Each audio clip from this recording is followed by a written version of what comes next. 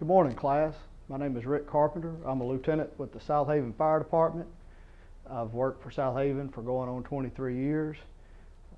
And today we're going to talk about appliances, fire hose, and fire nozzles.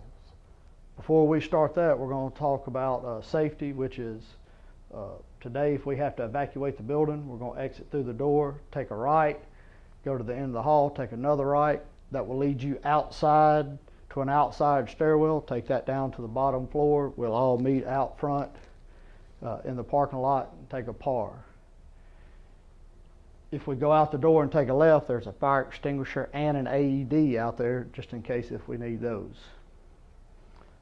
Also, before we get started with the class, we're going to silence all cell phones or turn them off if you even brought them into the classroom. When you came up to the classroom, when you got off the elevators, you noticed that the bathrooms were right across from the elevators if someone needs to use the restrooms. All right, so today let's talk about appliances, fire hoses, and nozzles. The reason we're going to have this class are, these three items are definitely a lifeline for y'all are getting started in your fire career. These are important things that you're going to need to know throughout your whole career here. All right, so today we're going to discuss hose construction, care and maintenance of hose. We're going to define an appliance and their use, and we're going to identify different types of nozzles and their uses. In front of you, you're going to see a class handout that I prepared that will follow along with our PowerPoint here. Like I say, feel free to highlight those. Those are for you to keep and use as a study guide.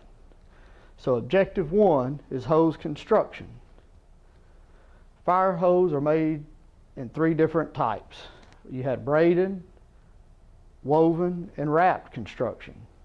Braided construction uses yarns braided over the rubber liner and a rubber or plastic layer that separates from the next layer. Then when you get to the outer layer, it's usually plastic or rubber that encases the hose. Woven construction has a rubber liner of one or more outer layers called jackets, and they're woven together, and then on the outer layer they're surrounded by cottons or synthetics or blended materials. Here at South Haven, all of our hotel packs that we carry on our trucks and engines are made out of this kind of material. Wrap construction is a wrap or fiber material impregnated with a rubber or plastic liner, which is wrapped by another plastic or rubber liner, and then which is encased in another rubber liner, and that makes a wrapped construction. All right, objective 2 is going to be care and maintenance for fire hose.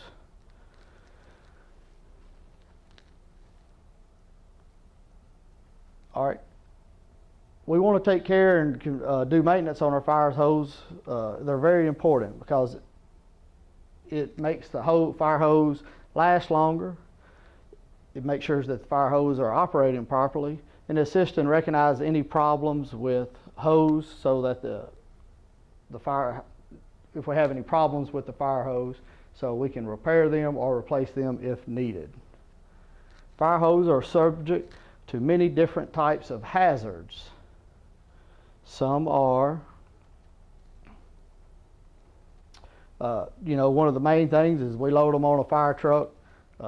They stay there for the life of their use in the fire service. So improper loading or placement in the hose bed could damage the hose. And just even when you do load it right, if you never take it off and mix hoses around so they don't all fold in different bins, because that will get a dry rot in there. So like I say, periodically you need to take hose out, reload it.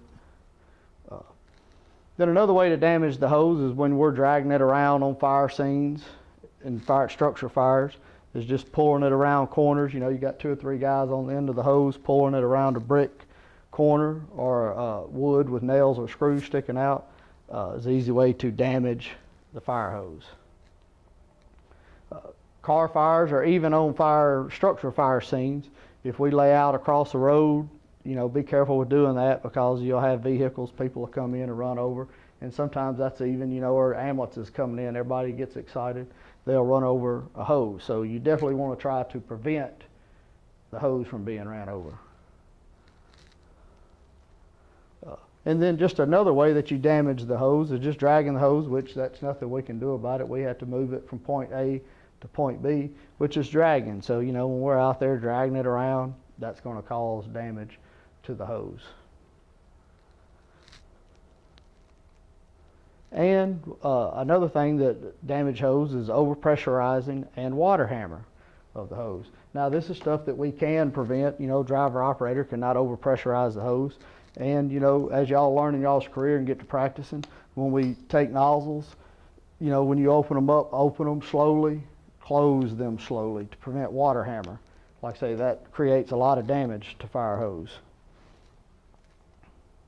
And then, you know, if you're on a hazmat calls or vehicle fires, you just never know. You want to keep dragging the hose through chemicals.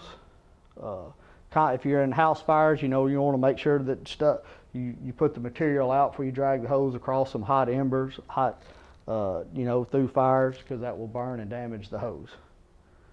Fire hose, like I said earlier, they're the lifeline of all firefighters. That's simple. You want to make sure to take all steps to ensure that we protect them at all times, because that is your lifeline when you're in a structure fire. All right.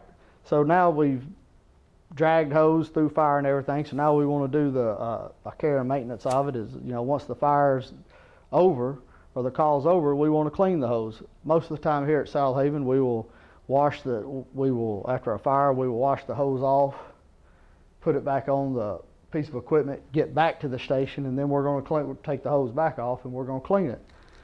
There's 3 different ways to clean it. You have a commercial hose washer, you have hydrant washers, and then hand washer. Here at the South Haven Fire Department, we hand wash our hose.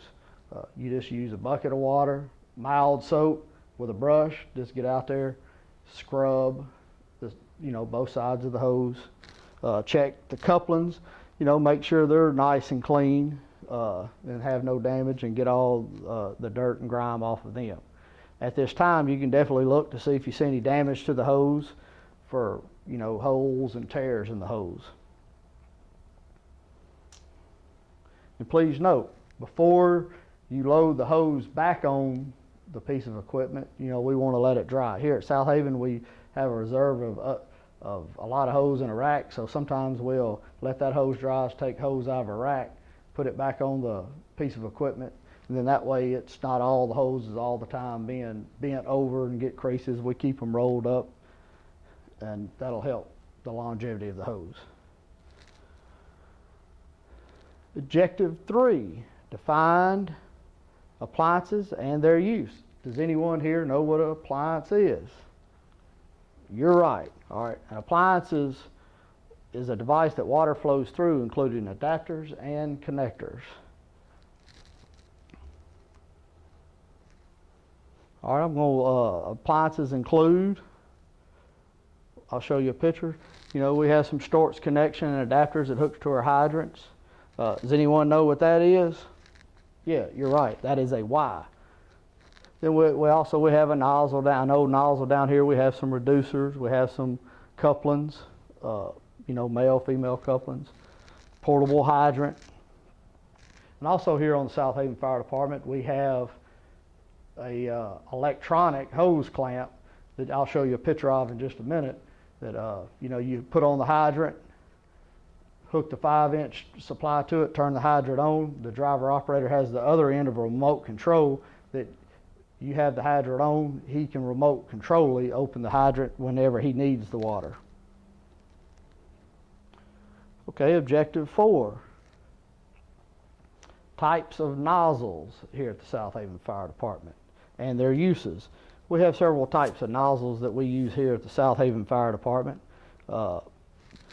You just seen one I had in my hand. I'll pick it up again. We have some fog nozzles, different types of fog nozzles.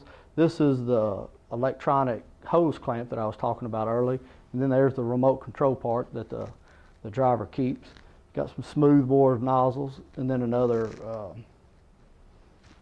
fog nozzle, and then this is what they are. I always remember, guys, what you was taught: left for life, right for fight. Then here's just another picture of a nozzle that we have on our brush truck, which is lets us do a pump and roll capability of putting wildland fires out. A master stream on top with some smooth bores on top of our engines, smooth bore nozzles on them. And that's just a basic course of nozzles that we have in hose construction. So in summary, we did talk about today hose construction. We talked about care and maintenance of hose and why it's important. We discussed appliances and their use, and we identified different types of nozzles and their use. And that's just a basic course on equipment we use here at the South Haven Fire Department. We will go over, as you train in your career, you'll go over into more depth of these items that we have. I appreciate your time today. Y'all were a great class. On the table that I've already put out there is a class evaluation. I appreciate it if y'all fill that out. Be honest on how I did in this class. And I appreciate your time. Thank you.